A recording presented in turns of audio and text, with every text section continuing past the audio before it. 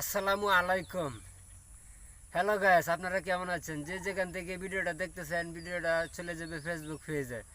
আজকে যে একটি স্পেশাল টপিকটা হচ্ছে, আমরা এক সময় 2010 সালে আমরা কি করতাম, আমাদের নেশা ছিল কোথায় ময়নার বাচ্চা আছে, কোথায় বাতালিকের বাচ্চা আছে। আমার এই যে আমি যে জায়গায় অবস্থান করতেছি, এই জায়গায় একটা এই এই অবস্থান থেকে আমার মনে পড়ছে সেই ছোটোবেলার কথা, যেখানে ময়নার পাখির বাসা দেখলে আমরা দৌড়াইতাম। সেই ময়নার পাখির বাসাটা এই যে দেখতেছে রেন্ডিগাছটার ওই সাইডে। সেখানে আমাদের এলাকার লোকজন ছিল। একজন ছিল, নাম হয়েছে, সে এখন সৌদিতে অবস্থান করে।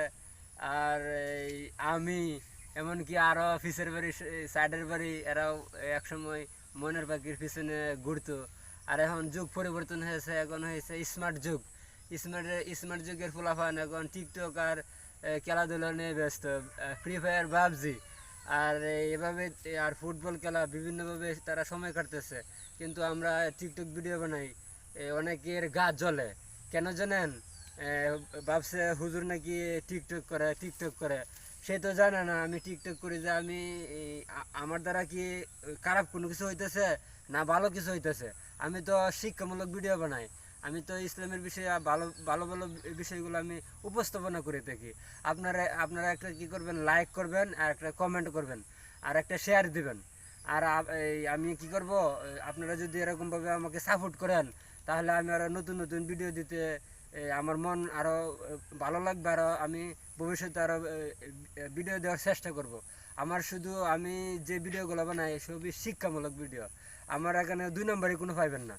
কারণ যারা টিকটকে ফলোয়ারের সেলিব্রিটি, এরার ভিতরে যখন আমি দুই নম্বরে দেখি, এরা যখন ইসলামের ভেতরে থেকে যখন কথাবার্তা ব্যতিক্রম, এমনকি তাদের অভিনয় ব্যতিক্রম, তখন আমি তাদের ভিডিওগুলো আমি দেখি না। নাসা বিনোদন, ওর ওর ভিতরে আমি অনেক অনেক কিছু আমি শিক্ষা অর্জন করেছিলাম।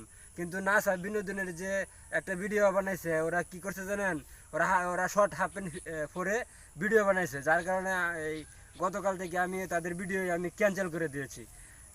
আজকের আলোচনা এই পর্যন্তই।